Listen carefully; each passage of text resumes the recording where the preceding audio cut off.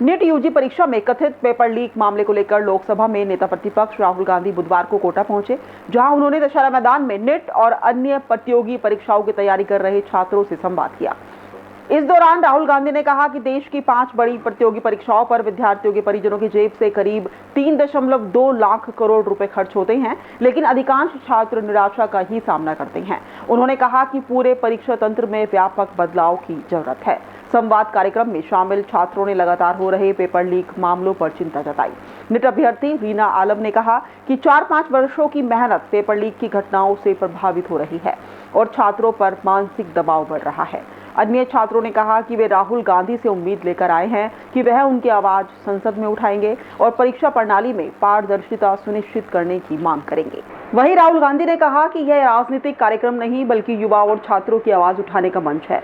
राहुल गांधी ने कहा कि देश का शिक्षा तंत्र छात्रों पर अत्यधिक दबाव बना रहा है, जिससे तनाव बढ़ रहा है। उन्होंने सवाल उठाया कि छात्राओं और युवाओं के सामने डॉक्टर और इंजीनियर बनने के अलावा सीमित विकल्प क्यों हैं। उन्होंने कहा कि लाखों परिवार कर्ज लेकर बच्चों की पढ़ाई कराते हैं, लेकिन पेपर लीक और प्रतिस्पर्धा के दबाव से छात्र निराश हो रहे हैं। कार्यक्रम में राहुल गांधी ने कोटा की छात्रा आकांक्षा की सुसाइड नोट का जिक्र करते हुए कहा कि यह किसी छात्र की नहीं बल्कि शिक्षा व्यवस्था की विफलता है। उन्होंने शिक्षा प्रणाली में व्यापक बदलाव की आवश्यकता अवश्य बताई है। डॉक्टर एक बहुत बड़ा टर्म है। किसी भी मतलब जैसे अभी कोई बीमार हो गया तो किसी भी एक बंदे की लाइफ हमारे हाथ में होती है। अभी तो मैं नीट के लिए तैयारी कर रहा हूँ, तो जैसे नीट का पेपर लीक हुआ तो पूरी होप टूट गई है। डॉक्टर बनने के लिए आदमी कोई भी व्यक्ति इतना मेहनत करेगा, 2-3 साल मेहनत करेगा, फिर पेपर देगा वो, और फिर उसको बता दिया जाता है कि तुम्हारा पेपर लीक हो गया और फिर तुम्हें वापस पेपर देना है, तो होप टूट गई। तो आपके अंदर जो भावना थी, आपके अंदर जो भावना थी, लोगों की मदद करने की भावना थी, आप क्यों कर रही हैं? मैं तो जेई कर रही हूँ। हाँ। इंजीनियर, तो इंजीनियरिंग तो मैं सिर्फ इसलिए कर रही हूँ कि अच्छा मेरे को एक्सपोजर मिले कॉलेज में जाके। जैसे this figure is an insult to this country. This is a crime. Now let me explain. मैं समझाता हूँ ये क्या है, इसको आप समझिए। नीट में 22 लाख स्टूडेंट्स एग्जाम लेते हैं। 22 लाख स्टूडेंट्स एग्जाम लेते हैं नीट का। उनकी फैमिलीज में से, आपकी फैमिली में से, आपकी फैमिली में से 1.32 लाख करोड़ रुपए हर साल लिए जाते हैं। 1,32,000 करोड़ रुपए 22 लाख परिवारों के जेब में से खींचा जाता है।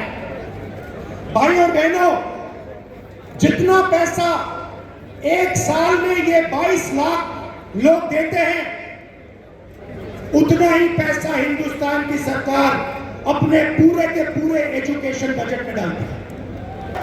22 लाख लोग।